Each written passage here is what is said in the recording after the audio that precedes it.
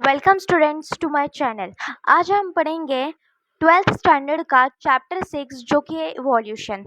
So what is evolution? Evolution क्या होता है? इवोल्यूशन का मतलब होता है विकास, that is known as development.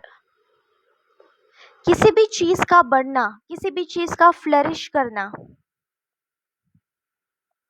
उसको बोला जाता है इवोल्यूशन।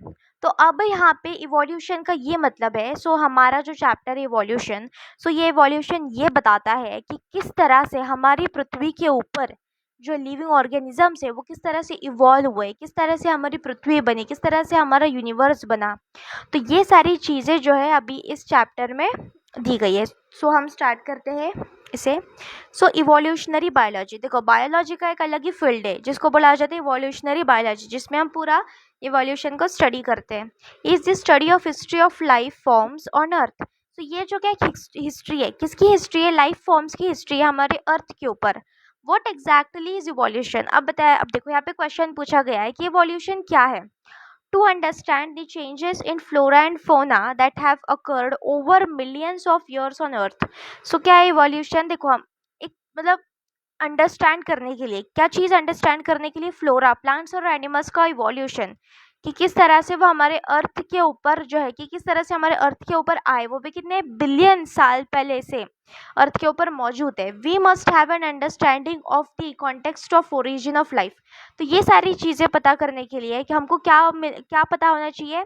ओरिजिन ऑफ लाइफ, की लाइफ किस तरह से ओरिजिनेट हुई है ये पता होना चाहिए, जो कि होता है इवोल्यूशन ऑफ अर्थ या फिर इवोल्यूशन ऑफ अर्थ, ये पता होना चाहिए। स्टार्स का इवोल्यूशन पता होना चाहिए और यूनिवर्स का भी इवोल्यूशन पता होना चाहिए। So what follows is the longest of all constructed and conjectured stories.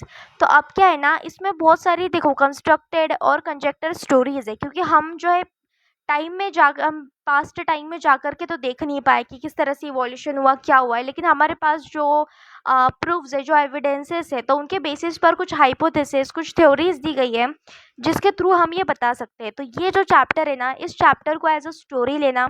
इसमें हम पढ़ेंगे काफ़ी सारी इंटरेस्टिंग चीज़ें पढ़ेंगे, जैसे अर्थ का इवोल्यूशन पढ़ेंगे, यूनिवर्स का इवोल्यूशन पढ़ेंगे, लाइफ का इवोल्यूशन पढ़ेंगे। पर्सनली ये मेरा सबसे फेवरेट चैप्टर है, तो मैं चाहूँगी कि बच्चों भी इसको पसंद करें और काफ़ी अच्छे से पढ़ें। This is the story of origin of life and evolution of life forms और बायोडाइवर्सिटी ऑन प्लैनेट अर्थ। देखो ये क्या है ना, ये ओरिजिन ऑफ लाइफ है। ये जो क्या है ना, ये एक स्टोरी है किसके बारे में? ओरिजिन ऑफ लाइफ के बारे में, और इवोल्यूशन है लाइफ फॉर्म्स का। देखो सबसे पहले कि लाइफ फॉर्म्स अर्थ पर आई, फिर वो अर्थ पर आई तो एक जो है नॉर्मल फॉर्म में थी, एक बेसिक फॉर्म में थी। तो बेसिक फॉर्म से एक कॉम्प्लेक्स फॉर्म में किस तरह से बदली, उसको बोला गया है इवोल्यूशन। तो इसके बारे में हम पढ़ेंगे, ठीक है। Context of evolution of earth and against the background of evolution of universe itself. तो हम क्या करेंगे ना, यूनिवर्स का, अर्थ का और लाइफ का इवोल्यूशन साथ में ले लेके चलेंगे, ठीक। सबसे पहले आता है ओरिजिन ऑफ लाइफ, कि लाइफ जो है किस तरह से ओरिजिनेट हुई, ठीक। So when we look at stars on a clear night sky, we are in a way looking back in times. देखो ये जो है ना फिजिक्स का एक बेसिक कॉन्सेप्ट है, जो कि क्या है, लाइट के स्पीड पे डिपेंड करता है। तो ये जो सेंटेंस वो क्या कह रहा है, वो ये कह रहा है कि हम जब रात को तारे देखते हैं तो हम क्या देखते हैं, हम जो है टाइम में पीछे देख रहे होते हैं। क्यों? क्योंकि तारे जो है, तारे की रोशनी अर्थ तक आने में जितना समय लगता है, मतलब ऑब्वियसली डिस्टेंस बहुत ज़्यादा है तो टाइम तो लगेगा ना। भले वो स्पीड ऑफ लाइट बहुत फास्ट है, बट कहीं ना कहीं डिस्टेंस बहुत ज़्यादा है, जिसकी वजह से टाइम लगता है। तो ऐसा होता है जब वो रोशनी हमारे अर्थ पे पहुंच जाती है, उस टाइम पर हमारा अर्थ जो है फ्यूचर में होता है, एंड वो जो स्टार है जिससे रोशनी आ रही है वो पास्ट में होता है, मतलब वो रोशनी हमें उसका पास्ट बताती है, ठीक। Stellar distances are measured in light years. देखो स्टेलर डिस्टेंसेस, ये जो स्टेलर मतलब जो यूनिवर्स के जो डिस्टेंसेस उनको लाइट ईयर्स में मेजर किया जाता है, कि ये 30 लाइट ईयर्स है, 40 लाइट ईयर्स, 50 लाइट ईयर्स, इस तरह से मेजर किया जाता है, ठीक। कि जितना टाइम जो है लाइट को ट्रैवल करने में लगता है उस तरह वो डिस्टेंस बताया जाता है। So what we see today is an object whose emitted light started its journey billions of years back and from trillions of kilometers away and reaching our eyes now। देखो क्या हो रहा है ना, ये बता रहा है कि मिलियंस ऑफ ईयर्स पहले, लाखों साल पहले क्या हुआ ना, एक स्टार है, उस स्टार ने लाइट लाइट छोड़ा, ठीक है, अपने लाइट छोड़ा, और वो हमारे यहाँ आते आते तो कई साल गुजर गए, और वो कितना किलोमीटर, ट्रिलियंस ऑफ किलोमीटर्स दूर था, इसलिए उसके कई साल गुजर गए, इसलिए हम जब उसको देख रहे हैं तब हम पास्ट में देख रहे हैं। So however when we see objects in our immediate surroundings, we see them instantly and hence in the present time. देखो, अब हम हमारे आसपास वाली जितनी भी चीज़ें देखते हैं वो हमारे पास में, डिस्टेंस बहुत कम है, तुरंत के तुरंत हमारे, तुरंत की जो रोशनी है, वो जो रोशनी उस ऑब्जेक्ट पे रिफ्लेक्ट हो रही है, वो हमारे आईज उसको जो है डिटेक्ट कर पा रहे हैं। इसकी वजह से इसमें कोई खास ज़्यादा डिस्टेंस नहीं है, तो इसकी वजह से हम जो चीज़ देख रहे हैं वो भी प्रेजेंट में देख रहे हैं। So therefore when we see stars we apparently are peeping into the past. जब हम स्टार्स को देखते हैं तब हम क्या देख रहे हैं, पास्ट में देख रहे होते हैं। The origin of life is considered a unique event in the history of universe। देखो, लाइफ का ओरिजिन जो है ना एक यूनिक इवेंट है। यूनिक इवेंट इसलिए बोला गया है क्योंकि अभी तक जितने भी सारे प्लैनेट देखे गए, तो किसी भी प्लैनेट पर जो है हमारी जैसे लाइफ नहीं मिल पाई है। भले उन्हें यूनिसेलुलर ऑर्गेनिजम्स मिल सकते हैं, बट हमारे जैसी कॉम्प्लेक्स लाइफ जो है किसी भी प्लैनेट पर नहीं मिल पाई है। तो हमारे प्लैनेट पे इस तरह से लाइफ ओरिजिनेट होना ये बहुत यूनिक बात है। The universe is vast, universe बहुत बड़ा है। Relatively speaking the earth itself is almost only a speck. देखो, यूनिवर्स के सामने अर्थ कुछ भी नहीं है। The universe is very old, और देखो यूनिवर्स जो है ना बड़ा होने के साथ साथ क्या है, ओल्ड भी है, पुराना भी है। So almost 20 billion years old. कितना, 20 बिलियन ईयर्स ओल्ड है हमारा यूनिवर्स, इसको याद रखना। 20 BYA, that is 20 billion ago. Huge clusters of galaxies comprise the universe. So हमारे यूनिवर्स में क्या है, ढेर सारी गैलेक्सीज है, ठीक। So galaxies contain stars and cloud of gas and dust. So galaxies में क्या होता है, स्टार्स होते हैं। देखो, गैलेक्सी जो रहता है ना उसका कोर में, उसका बीच में वो होता है, क्या होता है, ब्लैक होल। उसके बीच में ब्लैक होल होता है, उसके बाजू बाजू में जो स्टार्स रहते हैं, मतलब स्टार्स होते हैं, और स्टार्स के बाजू में प्लैनेट जो है उसको रोटेट करते रहते हैं, ठीक है, रिवॉल्व करते रहते हैं। तो इस तरह का जो है पूरा गैलेक्सी का स्ट्रक्चर होता है, और इसमें बहुत सारी गैलेक्सी है यूनिवर्स में, और इसमें प्लैनेट, स्टार्स, उसके साथ साथ क्लाउड्स होते हैं, गैस होता है, मतलब गैस के क्लाउड्स होते हैं, और डस्ट होता है, फिर कुछ डेब्रीज होते हैं, एस्ट्रॉइड्स होते हैं, कॉमेट्स होते हैं, बहुत सारी चीज़ें होती है। Considering the size of universe, earth is indeed a speck. देखो, यूनिवर्स के साइज को देख करके अर्थ जो है कुछ भी नहीं है उसके सामने। The big bang theory attempts to explain us the origin of universe. अब यहाँ पे सबसे बड़ी बात आती है, कौन सी बात आती है, वो है big bang theory. Big bang theory जो है वो हमको क्या बताता है, यूनिवर्स का ओरिजिन बताता है। It talks of a singular huge explosion unimaginable in physical terms. देखो, बिग बैंग थ्योरी हमको ये बताता है ना कि एक जो है एक सिंगल पार्टिकल था, ठीक, स्पेस में एक सिंगल पार्टिकल था जिसमें एक एक्सप्लोजन हुआ, और वो इतना बड़ा एक्सप्लोजन हुआ कि पूरा यूनिवर्स बन गया उस पर। तो ये है बिग बैंग थ्योरी, मतलब ये हमारा यूनिवर्स किस तरह से क्रिएट हुआ ये उसको बताता है, ठीक। The universe expanded and hence the temperature came down. देखो, यूनिवर्स जैसे जैसे एक्सपैंड हुआ तो होता गया, बढ़ता गया ना, वैसे वैसे जो है टेम्परेचर कम होता गया। क्यों कम होता गया, क्योंकि जब एक्सप्लोजन हुआ तो एक्सप्लोजन के टाइम पे जो यूनिवर्स बढ़ा, तो एक्सप्लोजन की वजह से उसमें टेम्परेचर बहुत ज़्यादा था, लेकिन अब धीरे धीरे तो एक्सप्लोजन कम होता जाएगा, तो धीरे धीरे जो एक्सप्लोजन की मात्रा कम होती गई, जिसकी वजह से यूनिवर्स का एक्सपांड होता गया और टेम्परेचर कम होता गया। Hydrogen and helium form some time later. फिर उसके बाद हाइड्रोजन और हीलियम बने, ठीक। फिर I the gases condensed under gravitation and form the galaxies of present day universe. अब क्या हो गया, जो हाइड्रोजन हीलियम जो गैस थे वो कंडेंस होना स्टार्ट हुए, क्यों, क्योंकि यूनिवर्स जो है कूल हो रहा था, तो दैट्स वाई उन्होंने कंडेंसेशन स्टार्ट कर दिया ग्रेविटेशन के फोर्स के अंडर, और जाकर के क्या बनाई, गैलेक्सीज बनाई, ठीक है। In the solar system of Milky Way galaxy earth was suppose to have been formed about 4.5 billion years ago, ठीक। तो अभी क्या हुआ, हमारी जो गैलेक्सी, हमारी गैलेक्सी का नाम क्या है, मिल्की वे गैलेक्सी। सो मिल्की वे गैलेक्सी में जो है 4.5 बिलियन ईयर्स बैक, मतलब 4.5 बिलियन ईयर पहले हमारी अर्थ बनी, पृथ्वी बनी। सो ये जो है ना, ये जो ईयर्स है उसको हमेशा याद रखना बहुत ज़रूरी है।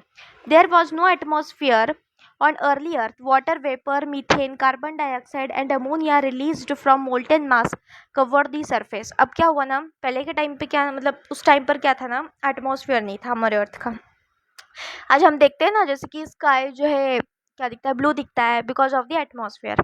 सो उस टाइम पे एटमॉस्फेयर नहीं था अर्थ पे, जिसकी वजह से क्या हुआ ना, वाटर वेपर्स थी, मीथेन था, कार्बन डाइऑक्साइड, अमोनिया, इसके भर भर के जो है ना क्लाउड्स प्रेजेंट हुआ करते थे अर्थ पे। The UV rays from the sun broke up water into hydrogen and oxygen and lighter H2 escaped। अब क्या हुआ ना, जो यूवी रेज जो थी उसने क्या करा, वाटर जो था, वाटर वेपर ऑब्वियसली, उसमें से हाइड्रोजन और ऑक्सीजन दोनों को तोड़ दिया, और जो H2 था, H2 लाइटर था, H2 जो है लाइटर है, जैसे कि हाइड्रोजन के आइसोटॉप्स देखे होंगे तो उसके कंपेयर में H2 लाइटर है, और ऑक्सीजन के कंपेयर में भी, तो वो एस्केप हो गया, हट गया वहाँ से। So oxygen combined with ammonia and methane to form water, CO2 and others. देखो फिर क्या हुआ ना, ऑक्सीजन किसके साथ कंबाइन किया, अमोनिया के साथ, मीथेन के साथ कंबाइन किया, इन चीज़ों के साथ कंबाइन करके उसने क्या बनाया, वाटर बनाया, CO2 बनाया और दूसरी चीज़ें बनाई, ठीक। दी ओजोन लेयर वॉज फॉर्म्ड, फिर क्या हुआ, ऑक्सीजन ऑक्सीजन के साथ कंबाइन होकर के ओजोन लेयर बना दिया। As it cooled the water vapour fell as rain. अब क्या हो गया, जैसे टेम्परेचर और ठंडा होता गया, वॉल्केनिक एक्टिविटीज कम होती गई, टेम्परेचर और ठंडा होता गया, तो वो जो वाटर वेपर था ना वो बारिश बनकर गिर गया पृथ्वी पर, to fill all the depressions and form oceans. देखो जब अर्थ बनी थी ना तो उसमें काफ़ी सारे जो है ना एस्ट्रॉयड्स, कॉमेट्स आकर के टकराया करते थे अर्थ से, तो जिसकी वजह से काफ़ी ज़्यादा गड्ढे बन चुके थे, होल्स बन चुके थे। फिर क्या हुआ, जैसे ही वाटर आया तो उन गड्ढों में वाटर भर गया और उससे क्या बना, हमारे ओशंस बने। So life appeared 500 million years after the formation of earth. देखो अर्थ की फॉर्मेशन के बाद 500 मिलियन साल बाद जो है क्या बनी, लाइफ बनी, ठीक है। So almost almost 4 billion years back, 4 billion years पहले, ठीक, मतलब 4 बिलियन ईयर्स बैक जो है क्या बनी, लाइफ बनी। और अर्थ कितना है, 4.5 बिलियन ईयर्स, अर्थ का बर्थडे सॉरी, अर्थ का फॉर्मेशन कितना साल पहले, that is 4.5 billion years ago, और लाइफ का formation that is 4 billion years ago, ठीक। So did life came from outer space. अब बात आती है क्या लाइफ जो है दूसरे स्पेस से आई है, अगर दूसरे स्पेस से आती तो हमको अभी दिखती, बट नहीं, ऐसा नहीं है, ठीक। Some scientist believe that it came from outside. कुछ साइंटिस्ट थे, उन्होंने ये सोचा कि देखो लाइफ जो है ना आउटर स्पेस से आई है, ठीक। So early Greek thinkers thought units of life called spores were transferred to different planets including earth। अब ये जो ग्रीक थिंकर्स थे ना, उन्होंने क्या सोचा कि लाइफ जो है ना, उन्होंने ये सोचा कि लाइफ जो है वो क्या है, वो स्पोर्स के फॉर्म में, जैसे वो फंगस के स्पोर्स नहीं होते, वैसे लाइफ जो स्पोर्स के फॉर्म में दूसरे प्लैनेट से अर्थ के ऊपर आई है। पैंसपर्मिया, इस थ्योरी को क्या बोला गया, panspermia. Still a favourite idea for some astronomers. देखो कुछ ना कुछ बात करने के लिए होना चाहिए, तो इन्होंने पैंसपर्मिया निकाल लिया। For a long time it was also believed that life came out of decaying and rotting matter like straw, mud etcetera. फिर आए कुछ साइंटिस्ट जिन्होंने ये सोचा कि यार हो सकता है ना कि लाइफ जो है, जो नॉन लिविंग मैटर है उसमें से निकला है, जैसे स्ट्रॉ हो गया, मड हो गया, अगर कोई चीज़ खराब है उसमें से कीड़े निकल रहे, इट मीन्स हाँ उस चीज़ ने वो कीड़े पैदा कर दिए। This was the theory of spontaneous generation. फिर आई ये थ्योरी जिसको बोला गया स्पॉन्टेनियस जनरेशन, मतलब अगर कोई नॉन लिविंग चीज़ है उसमें से लाइफ आ गई सीधा। Louis Pasteur, by careful experimentation, demonstrated that life comes only from pre-existing life। फिर आए लुइस पास्टर। लुइस पास्टर भाई साहब ने क्या किया, उन्होंने किया कि देखो उन्होंने एक्सपेरिमेंट किया और एक्सपेरिमेंट करके ये बताया कि एक लाइफ जो है सिर्फ एक लाइफ से ही आ सकती है, प्री एग्जिस्टिंग लाइफ से ही एक लाइफ आ सकती है। So he showed that in pre sterilized flask, so उसका एक्सपेरिमेंट ये था कि प्री स्टेरलाइज्ड फ्लास्क था एक, life did not come from killed yeast, while in another flask open to air new living organisms arose from killed yeast। अब क्या हुआ ना, एक फ्लास्क में जो है उसको स्टेरिलाइज किया, उसके अंदर यीस्ट भरा, और यीस्ट मतलब किल्ड यीस्ट, मरा हुआ यीस्ट भर करके उसको पैक कर दिया। दूसरा फ्लास्क लिया, उसको वैसे ही जो है उसमें यीस्ट भर के वैसे ही खुला छोड़ दिया हवा में। तो क्या हुआ, जो हवा में जो खुला छोड़ा था ना उसके अंदर जो है माइक्रो ऑर्गेनिजम्स की ग्रोथ हो गई, और जो पैक था स्टेरिलाइज किया वो उसके अंदर कोई ग्रोथ नहीं हुई माइक्रो ऑर्गेनिजम्स की। तो इस जो था क्या बोलते हैं एक्सपेरिमेंट, इसने ये प्रूव कर दिया कि लाइफ जो है वो हमेशा प्री एग्जिस्टिंग लाइफ से आती है। So spontaneous generation theory was dismissed. फिर स्पॉन्टेनियस जनरेशन थ्योरी को डिसमिस किया गया। once and for all. However, this did not answer how the first life came on earth. देखो ये जो था ना, उसने बता दिया कि लाइफ जो है प्री एग्जिस्टिंग लाइफ से आई। तो भाई प्री एग्जिस्टिंग लाइफ भी तो होनी चाहिए, एक ऐसा टाइम होना चाहिए जिसमें लाइफ प्रेजेंट होनी चाहिए। अगर लाइफ को आगे बढ़ना है तो एक पॉइंट होना चाहिए जहाँ पे जो है फर्स्ट लाइफ होनी चाहिए। और वो कैसे हुई, कब हुई, अब इसको हम देखते हैं। So Oparin of Russia, Haldane of England proposed that the first form of life could have come from pre-existing non-living organic molecules जैसे RNA, protein, etc. and that formation of life was proceeded by chemical evolution, that is formation of diverse organic molecules from inorganic constituents। अब देखो ये जो दो scientist थे, Oparin और हेल्डेन, सो इन दोनों scientist ने क्या दिया ना, एक थ्योरी दी। तो उन्होंने ये बताया कि लाइफ जो है वो क्या है, प्री एग्जिस्टिंग लाइफ से आई है, बट वो pre existing non living organic molecule से आई है। ठीक है, इसको याद रखना, pre existing non living organic molecules है वो, जैसे कि आरएनए, प्रोटीन एक्सेट्रा। ठीक है, and that formation of life was preceded by chemical evolution. और ये बताता है कि जो फॉर्मेशन है लाइफ किस तरह से फॉर्म हुई है, केमिकल इवोल्यूशन के थ्रू फॉर्म हुई है। मतलब जिसमें different different chemicals, different compounds जो एक साथ मिले और उन्होंने मिलकर के क्या बनाई, एक लाइफ फॉर्म बनाई। Formation of diverse organic molecules from inorganic constituents, देखो ऑर्गेनिक मॉलिक्यूल्स बने इनऑर्गेनिक मॉलिक्यूल्स। ठीक, the conditions on earth were high temperature. देखो उस टाइम पर की कंडीशंस कैसी थी ना, हाई टेम्परेचर था, वॉल्केनिक स्टॉर्म्स थे, रिड्यूसिंग एटमॉस्फेयर था, सो कंटेनिंग CH4 NH3 एक्सेट्रा। सो देखो ये सारा जो है उस टाइम का कंडीशन था। सो इस कंडीशन को रेप्लिकेट करके इन 1953 SL Miller, an American scientist, created similar conditions in a laboratory scale.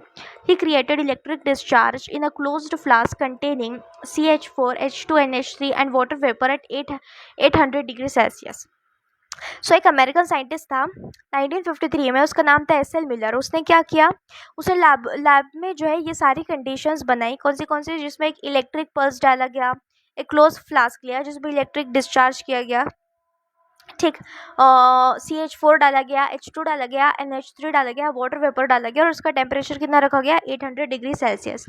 ये सारी जो कंडीशंस थी ये अर्ली अर्थ कंडीशंस थी जिस टाइम पे जो है लाइफ बनी।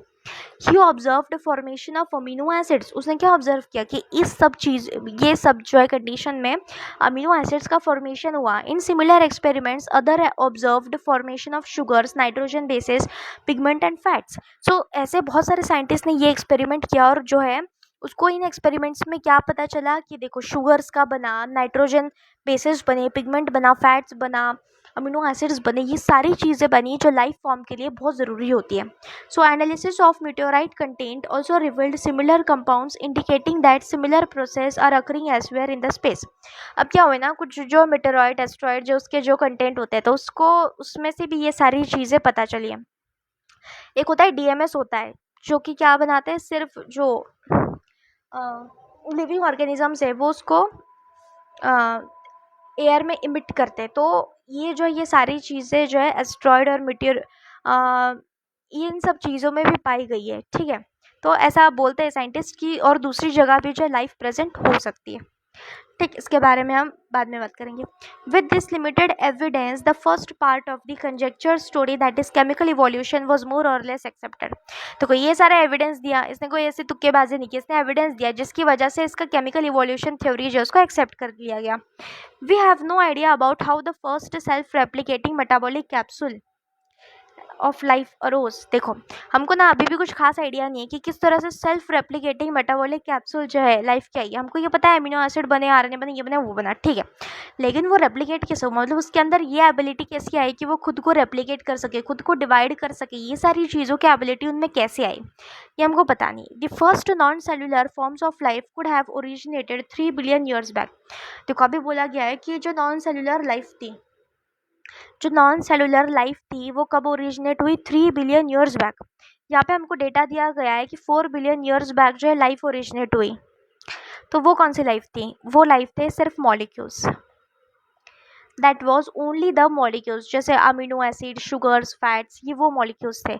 और अब नॉन सेलुलर एक लाइफ, जब ये मॉलिक्यूल्स एक दूसरे के साथ बाइंड होकर के इन्होंने जो एक स्ट्रक्चर बनाया, तो ये नॉन सेलुलर लाइफ कब आई? 3 बिलियन ईयर्स बैक, जैसे वायरसेस हो गए, they would have been gained molecule. देखो सॉरी, उसमें क्या था ना, ये जो नॉन सेल्युलर लाइफ थी इसमें जायंट मॉलिक्यूल्स थे, बड़े बड़े मॉलिक्यूल्स थे, जैसे आरएनए था इसके अंदर, प्रोटीन था इसके अंदर, पॉलीसेक्राइड था इसके अंदर, ये बड़े बड़े मॉलिक्यूल्स थे। So this capsules reproduced their molecules perhaps. So ये कैप्सूल्स क्या कर रही थी, उसके मॉलिक्यूल्स को रिप्रोड्यूस कर रही थी, मतलब जैसे ह्यूमन रिप्रोडक्शन था, इन द सेम प्रोसेस वो अपने मॉलिक्यूल्स को रिप्रोड्यूस कर रही थी, बार बार बना रही थी। The first cellular form of life did not possibly originate till about 2000 million years ago. और देखो कि सबसे पहली जो सेल्युलर लाइफ थी वो कब आई? 2000 मिलियन ईयर्स पहले आई। This were probably single cells, और वो क्या थे? एक सिंगल सेल ऑर्गेनिजम्स थे। All life forms were in water environment only. देखो सारी जितनी भी लाइफ ओरिजिनेट हुई ना वो सिर्फ वाटर एनवायरनमेंट से ओरिजिनेट हुई है। This version of biogenesis, the first form of life arose slowly through evolutionary forces from non-living molecules is accepted by majority। देखो ये जो प्रोसेस थी, मतलब सॉरी ये जो थ्योरी थी, इसको क्या बोला गया? बायोजेनेसिस बोला गया। इसमें क्या बोला गया कि देखो क्या हुआ ना, जो सबसे पहली लाइफ फॉर्म जो थी वो एक इवोल्यूशनरी प्रोसेस से आई, केमिकल इवोल्यूशन से आई, जिसमें नॉन लिविंग मॉलिक्यूल्स जो है वो लिविंग मॉलिक्यूल्स में कन्वर्ट हो गया, और ये बहुत सारे लोगों ने एक्सेप्ट किया। However once formed, how the first cellular forms of life could have evolved into a complex biodiversity of today is the fascinating story we will discuss below. देखो अभी हमको तो ये पता चल गया कि लाइफ, देखो सबसे पहले लाइफ का ओरिजिन कैसे हुआ। अब हमको ये जानना है कि देखो जो एक यूनिसेलुलर, जब लाइफ आई तब वो यूनिसेलुलर लाइफ थी, तो यूनिसेलुलर लाइफ से इस तरह से मल्टी सेलुलर लाइफ कैसे बन गई। सो इस बात को हमें अभी जानना है, तो अभी हम इसको आगे चैप्टर में पढ़ेंगे। Let's show you this experiment. देखो ये एक्सपेरिमेंट किया था, ये उसने एक फ्लास्क लिया था जिसमें ये दो इलेक्ट्रोड्स कनेक्ट किए थे ताकि वो चार्ज डाल सके, ठीक, स्पार्क चार्ज जा रहा है, ठीक है। उसमें गैसेस थी, कौन सी गैसेस थी? मीथेन था, अमोनिया था, वाटर वेपर था और हाइड्रोजन था। ये वाटर आउटलेट, ये कंडेंसर, इसने गैस को क्या किया है? कंडेंस करा है, ठीक है, वाटर ड्रॉपलेट्स, ताकि जो है पानी जो है ड्रॉपलेट्स के फॉर्म में गिरे। वाटर कंटेंट ऑर्गेनिक कंपाउंड्स, और यहाँ का जो पानी है इसमें सारे ऑर्गेनिक कंपाउंड्स है। देखो ये वाला जो पानी है ना, इसमें देखा गया तो इसमें सारे ऑर्गेनिक कंपाउंड्स प्रेजेंट थे, ठीक है। कैसे कैसे? अमीनो एसिड्स प्रेजेंट थे, पॉलीसेक्राइड्स प्रेजेंट थे, तो ये सारी चीज़ें प्रेजेंट हुआ करती थी, ठीक है। फिर आते हैं evolution of life form a theory. अब इवोल्यूशन की थ्योरी पे आते हैं। So conventional religious literature tell us about the theory of special creation। बहुत सारे religious literature है जो हमको क्या बताते हैं? theory of special creation बताते हैं। This theory has three connotations। देखो इस थ्योरी के 3 connotations है, कौन से है? One, that all living organisms, species या फिर types कुछ भी हो, that we see today were created as such।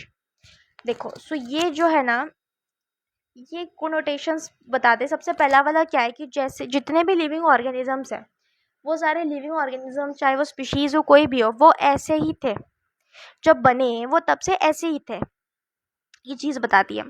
2, that the diversity was always the same since creation and will be same in future also.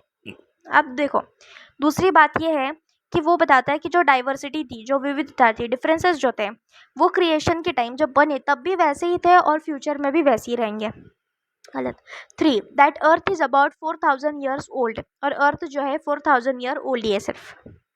So all this ideas were strongly challenge during the 19th century. देखो ये तीनों जो ideas है तीनों गलत है, ठीक। So based on observations made during a sea voyage in a sail ship called HMS Beagle round the world, Charles Darwin concluded that existing life forms share similarities to varying degrees not only among themselves but also with life forms that existed millions of years ago। फिर अब इसमें आए, कौन आए? HMS Beagle। HMS Beagle जो है जहाज का नाम था जिसके ऊपर वोयाज कर रहे थे कौन? Charles Darwin. चार्ल्स डार्विन ने क्या बोला कि जो एग्जिस्टिंग लिविंग फॉर्म्स है लाइफ के, वो सिमिलरिटीज शेयर करते, किसके साथ? मतलब वो सिमिलर है, किसके साथ सिमिलर है? जो दूसरे लिविंग फॉर्म्स है उनके साथ सिमिलर है, और जो उनके एंसेस्टर्स थे उनके साथ भी वो सिमिलर है, ठीक है। सो ये उन्होंने बताया। So many such life forms do not exist any more. अब और क्या है ना, बहुत सारी ऐसी लाइफ फॉर्म्स जो है वो अभी एग्जिस्ट नहीं करती, बट वो एक समय पर एग्जिस्ट करती थी। So there had been extinctions of different life forms in the years gone by just as few forms of life arose at different periods of history of earth। देखो उसने ये चार्ल्स डार्विन ने ये बताया कि क्या हुआ है ना, एक्सटिंक्शंस हुए हैं, काफ़ी सारे एक्सटिंक्शंस हुए हैं डिफरेंट डिफरेंट लाइफ फॉर्म्स के।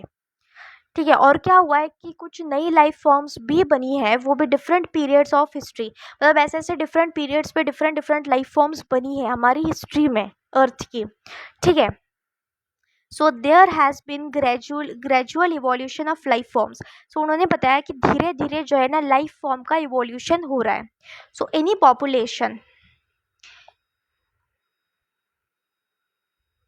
सो any population has build in variation in characteristics. So हर एक पॉपुलेशन, देखो हर एक पॉपुलेशन में क्या होता है, build in variation in characteristics, मतलब उनकी कैरेक्टरिस्टिक्स में वेरिएशन आता है। उनके जितने भी कैरेक्टरिस्टिक्स है सब में जो है वेरिएशन होता है पॉपुलेशन की। Those characteristics which enable some to survive better in natural conditions. So ये ऐसे कुछ कैरेक्टरिस्टिक्स होते हैं जो किसी को जो है नेचुरल कंडीशन में जो है सर्वाइव करने में मदद करते हैं, जैसे क्लाइमेट हो गया, फूड हो गया, physical factors etcetera. Would outbreed others that are less endowed to survive under such natural conditions. वो ये बताता है ये वेरिएशंस, ये कैरेक्टर्स जो चेंज होते हैं वो इतने हेल्पफुल होते हैं कि वो क्या करते हैं, उस स्पीशीज़ को दूसरी स्पीशीज़ से बढ़ा देते हैं, मतलब उनका आउटब्रीड जो है वो करवा देते हैं। आउटब्रीड करना इट मीन्स नंबर में, पॉपुलेशन में बढ़ जाना, दूसरी स्पीशीज़ के कंपेयर में ज़्यादा सर्वाइव करना, ये उसको बताता है। ठीक है, सर्वाइवल वाले सारे कैरेक्टर्स आ जाते हैं उनके अंदर। So another word used is fitness of the individual और population। सो इन कैरेक्टरिस्टिक्स को उसने क्या बोला, उसने बोला कि फिटनेस है, मतलब ये कैरेक्टरिस्टिक्स बताते हैं कि कोई इंडिविजुअल या फिर कोई स्पीशीज कितनी फिट है। अब देखो चार्ल्स डार्विन के अकॉर्डिंग फिटनेस का क्या मतलब है।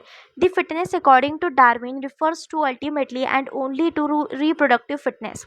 अब देखो नॉर्मल जो है एनिमल्स, प्लांट्स वगैरह, इनकी स्पीशीज़ में देखा जाए तो फिटनेस का ये मतलब होता है, फिटनेस का मतलब होता है सिर्फ रिप्रोडक्टिव फिटनेस, जो चार्ल्स डार्विन ने बोला था कि कितना ज़्यादा कोई रिप्रोड्यूस कर पा रहा है उसको रिप्रोडक्टिव फिटनेस बोला गया। Hence those who are better fit in an environment leave more progeny than others. देखो जो एनवायरमेंट में ज़्यादा फिट होगा वो ज़्यादा प्रोजेनी देगा, ज़्यादा बच्चे देगा, ऑब्वियस है। So this therefore will survive more and hence are selected by nature. देखो इससे क्या होगा ना, ये ज़्यादा सर्वाइव करेंगे, ठीक, ज़्यादा बच्चे होंगे तो उनका सर्वाइवल रेट जो है बढ़ जाएगा, और जो है नेचर जो है ज़्यादा बच्चों को सिलेक्ट करेगा। So he called it natural selection and implied it as mechanism of evolution. उसने इसको क्या बोला गया, नेचुरल सिलेक्शन बोला गया, नेचुरल सिलेक्शन की थ्योरी दी, और क्या किया उसने, मैकेनिज्म ऑफ इवोल्यूशन बताया। देखो मैं यहाँ दिखाती हूँ। सो हमारे पास दो पॉपुलेशन है, एक पॉपुलेशन ये, एक पॉपुलेशन ये। तो इस पॉपुलेशन में हमारे पास जो है इतने ऑर्गेनिज़म्स हमारे पास प्रेजेंट है, और इस पॉपुलेशन में जो है हमारे पास भर भर के ऑर्गेनिज़म्स है। क्या है, दो पॉपुलेशन है, एक दूसरे के पास पास रह रहे हैं, और ये भर भर के यहाँ पे बहुत सारा रिप्रोडक्शन हो रहा है, बहुत फिट है यहाँ के सारे स्पीशीज़, तो बहुत सारा रिप्रोडक्शन हो रहा है। ठीक, अब आया है कोई क्लाइमेटिक चेंज आ गया, सुनामी आ गया, भूकंप आ गया, कुछ भी मान लो, इसने कर दिया इतने वाइप, इसने कर दिया इतने वाइप। ठीक, चलो वाइप कर दो। ठीक है, देखो इसने इतने वाइप कर दिए, इसने इतने वाइप कर दिए, फिर भी इसके इतने बचे, और इसके कितने बचे, सिर्फ 3। तो चार्ल्स डार्विन ने यही बोला गया कि जो जितना ज़्यादा रिप्रोड्यूस करेगा वो उतना ज़्यादा क्या होगा, फिट होगा, कि इसकी आने वाली, मतलब जो इसमें जो है प्रोजेनी है, मतलब इसका जो स्पीशीज़ है वो स्पीशीज़ बचे रहेगा, चाहे कोई भी हो। नेचुरल सिलेक्शन का मतलब कि नेचुरली कुछ भी हो जाए, नेचुरली सुनामी आ जाए, भूकंप आ जाए, वेजिटेशन खत्म हो जाए, रिसोर्सेज खत्म हो जाए, कुछ भी हो जाए, ये अगर ज़्यादा वो रिप्रोड्यूस करता है तो उसका जो है प्रोजेनी का सर्वाइवल रेट जो है, या स्पीशीज़ का सर्वाइवल रेट वो ज़्यादा रहेगा एज़ कम्पेयर टू ये वाला। तो देखो 3 बचे, आ गया एक प्रेडिटर, खा गया इनको, ख़त्म काम, इनका तो पूरा स्पीशीज़ ही ख़त्म हो गया। तो ये था चार्ल्स डार्विन का theory. Let us also remember that Alfred Wallace A naturalist who worked in Malay archipelago had also come to similar conclusions around the same time. देखो, एक और साइंटिस्ट था जिसका नाम था अल्फ्रेड वॉलेस। वो उसने क्या है, डार्विन से पहले जो है इंडोनेशिया जाकर के ये सब सिमिलर मतलब ये सारा वर्क किया था और ये सारे कंक्लूजन्स निकाले थे जो डार्विन ने बोले। So in due course of time apparently new types of organisms are recognizable. अब क्या हो रहा है ना, देखो जैसे जैसे टाइम आगे जाता जा रहा है हमको नए नए ऑर्गेनिजम्स देखने को मिल रहे हैं। All the existing life form share similarities and share common ancestor. जितनी भी एग्जिस्टिंग लाइफ फॉर्म है वो एक दूसरे के साथ क्या सिमिलरिटी शेयर करती है और उनका एक कॉमन एंसेस्टर भी है। So how ever this ancestors were present at different periods in the history of earth, epochs, periods and eras. देखो क्या होता है ना, जैसे कि जो एंसेस्टर्स है वो हो सकता है कि वो डिफरेंट पीरियड्स पे प्रेजेंट हो एंसेस्टर का। जैसे ह्यूमन का एंसेस्टर जो है वो डिफरेंट पीरियड पे था, डायनासोर का एंसेस्टर डिफरेंट पीरियड पे था, फिर फिशेस का एंसेस्टर डिफरेंट पीरियड पे, मतलब इस तरह से जो है एंसेस्टर्स जो थे जितने भी ऑर्गेनिजम्स के वो सब डिफरेंट पीरियड पे प्रेजेंट हुआ करते थे। ठीक है। The geological history of earth closely correlates with the biological history of earth. So earth की जो जियोलॉजिकल हिस्ट्री है ना वो हमको क्या बताती है, बायोलॉजिकल हिस्ट्री भी बताती है अर्थ की। ठीक है। A common permissible conclusion is that earth is very old, not thousands of years as was thought earlier but billions of years old। देखो देखा जाए ना तो अर्थ जो है ना बहुत पुरानी है। अब अर्थ जो है इतनी पुरानी है तो इसका यही मतलब होता है ना कि इसके ऊपर बहुत सारी डिफरेंट डिफरेंट स्पीशीज आई होंगी, डिफरेंट ऑर्गेनिजम्स आए होंगे अपने अलग अलग पीरियड में। तो बस अब यही पता करना है। So what are the evidences for evolution. अब हम बात करते हैं, हम इवोल्यूशन की बात कर रहे हैं कब से, तो भाई इवोल्यूशन के एविडेंसेस क्या है, क्या सबूत है कि इवोल्यूशन हुआ है करके। So evidence that evolution of life form has indeed taken place, कि इवोल्यूशन हुआ है उसके सबूत देखते हैं। On earth has came from many quarters. देखो बहुत सारे मतलब बहुत सारे टाइम से जो है हमारे पास इसके जो है सबूत आते जा रहे हैं। फॉसिल्स जो है are the remains of hard parts of life forms found in rocks. अब फॉसिल्स क्या होते हैं ना, फॉसिल्स जो है वो रिमेन्स है, मतलब जो बचे कुचे हड्डियों के जो टुकड़े होते हैं जो क्या होते हैं ना रॉक्स के अंदर जो है धंस जाते हैं, उसको फॉसिल बोला जाता है।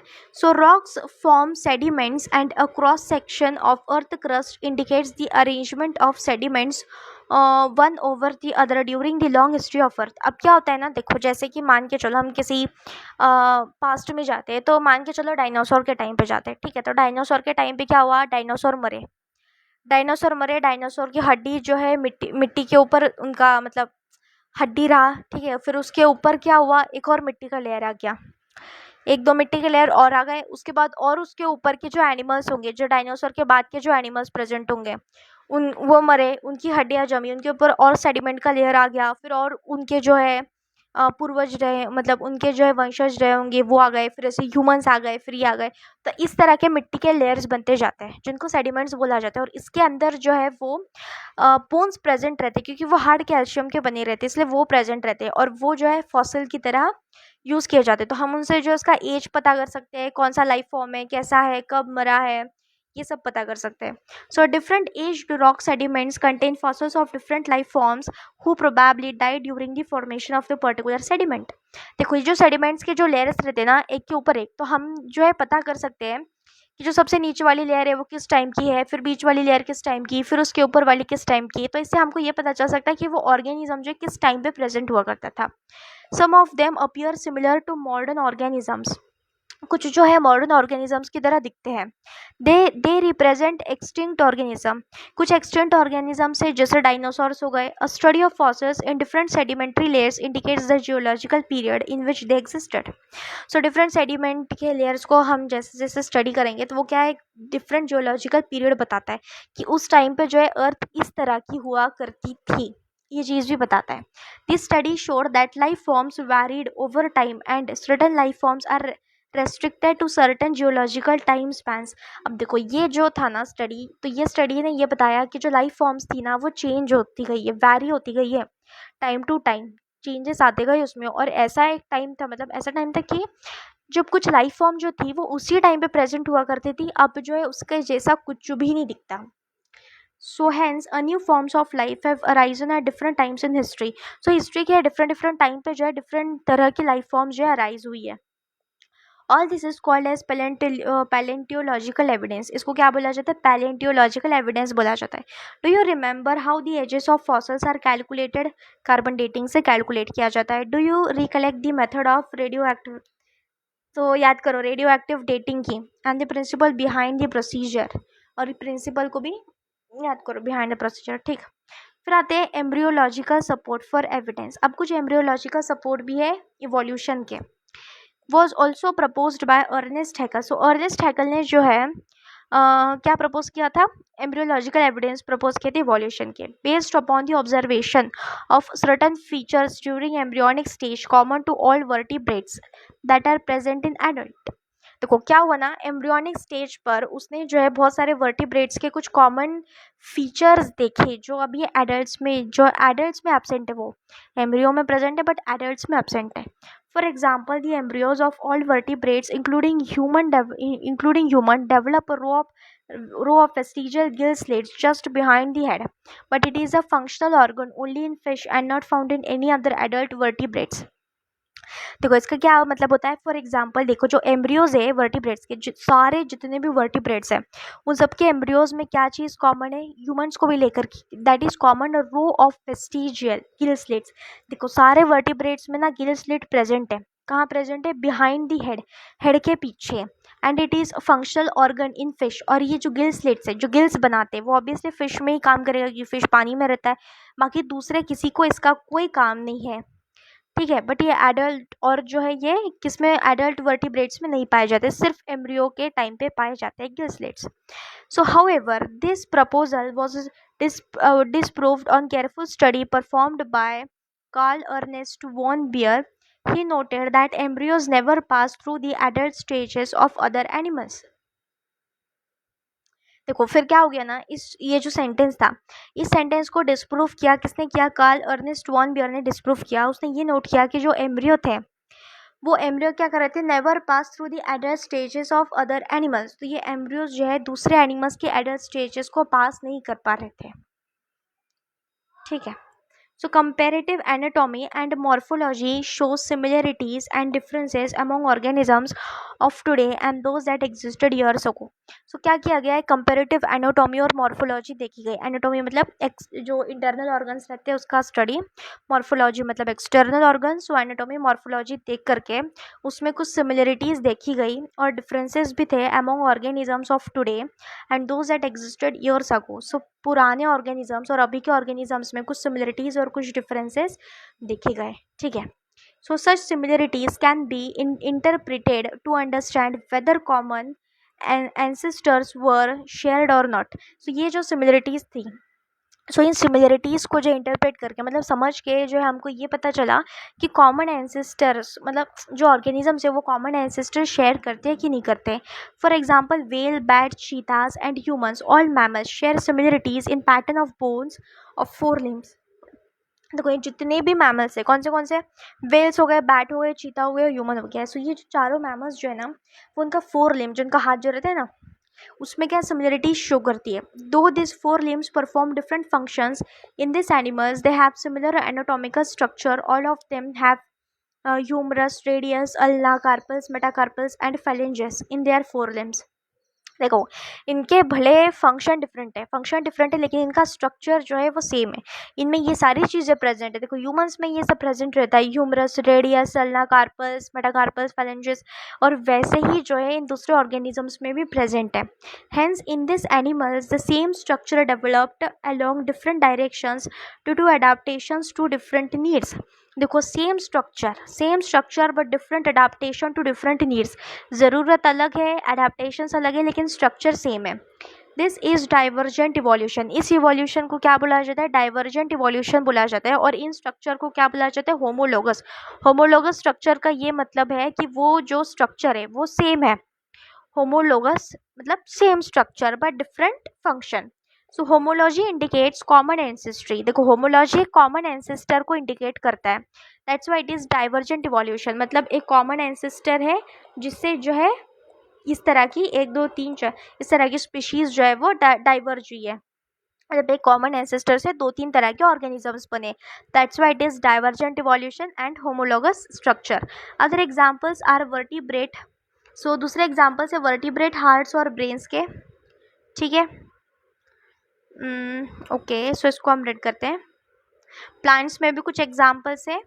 Plants also the thorn and tendrils of bougainvillea and Cucurbita. देखो थॉर्न कांटे और टेंड्रिल्स जो वो ये होता है टेंड्रिल्स के, तो ये जो किसका बोगनविलिया और कुकुरबिटा का जो है रिप्रेजेंट होमोलॉजी, होमोलॉजी शो करता है, मतलब स्ट्रक्चर सेम बट डिफरेंट, क्या बोलते हैं डिफरेंट रूल, ठीक है। Homology is based on divergent evolution whereas analogy refers to situation exactly opposite. देखो होमोलॉजी डाइवर्जेंट इवोल्यूशन और एनालॉजी जो है वो क्या होता है, कन्वर्जेंट इवोल्यूशन होता है। So wings of butterfly and of birds look alike. देखो बटरफ्लाई के और बर्ड्स के विंग्स जो है सेम दिखते हैं obviously, they are not anatomically similar structure. देखो भले उनका जो है ना वर्क सेम है, उनका वर्किंग सेम है, दोनों उड़ने के काम आते हैं, लेकिन उनका एनाटॉमिकल स्ट्रक्चर जो है वो सिमिलर नहीं है। Though they perform similar functions. देखो फंक्शन सेम है but the structure is not same, hence analogous structures are a result of convergent evolution. और एनालॉगस स्ट्रक्चर जो है वो कन्वर्जेंट इवोल्यूशन का एग्जाम्पल है। Different structures evolving for the same function and hence having similarity. देखो different different structures है जो evolve हो रहे हैं एक सेम फंक्शन के लिए, लेकिन क्या हो रहा है उसका स्ट्रक्चर जो है वो डिफरेंट है। So other examples of analogy are the eye of octopus and mammals or the flippers of penguins and dolphins. देखो ऑक्टोपस की आंखें और मैमल्स की आंखें डिफरेंस है, ठीक। सो फंक्शन सेम है देखना बट स्ट्रक्चर डिफरेंट है। फ्लिपर्स पेंगुइन्स के वो डिफरेंट है, डॉल्फिन के फ्लिपर्स वो काफ़ी डिफरेंट है। One can say that it is a similar habitat that has resulted in selection of similar adaptive features in different groups of organisms but toward the same function। अब क्या हुआ है ना, देखो ये कुछ लोग ये बोल रहे हैं, मतलब कोई ये बोलता है कि एक सिमिलर हैबिटेट होता है जिसकी वजह से क्या हुआ है जो है सिलेक्शन हुआ है सिमिलर एडेप्टिव फीचर्स का, मतलब सेम सेम एडेप्टिव फीचर्स को जो है सिलेक्ट किया गया है डिफरेंट ग्रुप ऑफ ऑर्गेनिजम्स में, ठीक है, but two are the same function, लेकिन उनका फंक्शन क्या है सेम है। भले देखो स्ट्रक्चर डिफरेंट है बट फंक्शन सेम है, क्यों, क्योंकि वो सिमिलर हैबिटेट्स में रहे इसीलिए। So sweet potato that is root modification and potato जो कि stem modification is another example of analogy. ये वाला एग्जाम्पल जो है काफ़ी ईजी है। एक है स्वीट पोटैटो जो कि रूट का मॉडिफिकेशन होता है और पोटैटो जो स्टेम मॉडिफिकेशन होता है। दोनों का जो है स्ट्रक्चर डिफरेंट है, ओरिजिन डिफरेंट है, बट उनका फंक्शन सेम है, ठीक है। फंक्शन क्या है, स्टोरेज ऑफ कार्बोहाइड्रेट, स्टार्च का स्टोरेज, ठीक है। देखो यहाँ पे एग्जाम दिया है, ये जो थॉर्न्स है, थॉर्न से किसके, बोगनविलिया के, और ये जो टेंड्रिल्स है किसके, कुकुरबिटा के। फिर यहाँ पे ये लिम्स का भी एग्जाम्पल दिया हुआ है। सबसे पहले ये किसका लिम है, दैट इज मैन का। उसके बाद देखो चीता का same structure, phalanges, this is humerus, ulna, and this is carpals, this is metacarpals, ये भी सेम स्ट्रक्चर है। That is humerus, ulna, and this is metacarpals, humerus, ulna, and this metacarpals, it's a very same structure। देखो चीता, well हो गया, bat हो गया, तो सबका जो है स्ट्रक्चर काफ़ी सेम है, लेकिन जो है इसका फंक्शन डिफरेंट है। ह्यूमन का फंक्शन हैंड्स का किसी भी चीज़ को पकड़ना, चीता का फंक्शन पाँव का दौड़ना है, वेल का फंक्शन जो है इससे स्विम करना है, और बैट का फंक्शन जो है इससे उड़ना है। तो इसके फंक्शंस कितने ज़्यादा डिफरेंट है लेकिन इनका स्ट्रक्चर्स कितना ज़्यादा सिमिलर है। सो ये सारी चीज़ है, ठीक है। तो मैं जो है ना, मैं चाहती हूँ कि मैं इसको 3 पार्ट्स में कवर करूँ ताकि ज़्यादा कन्फ्यूजन ना हो। तो इसके आगे वाला जो है वो नेक्स्ट पार्ट में देखेंगे हम। तो मेरी वीडियो पसंद आई हो तो लाइक कीजिए, शेयर कीजिए, सब्सक्राइब कीजिए, और अगर कुछ दिक्कत है, कुछ प्रॉब्लम है तो आप कमेंट्स कर सकते हैं। कुछ नहीं समझ आया तो कमेंट करके पूछिए, क्वेश्चंस पूछिए, या फिर कोई भी कमेंट कर सकते हैं। Thank you.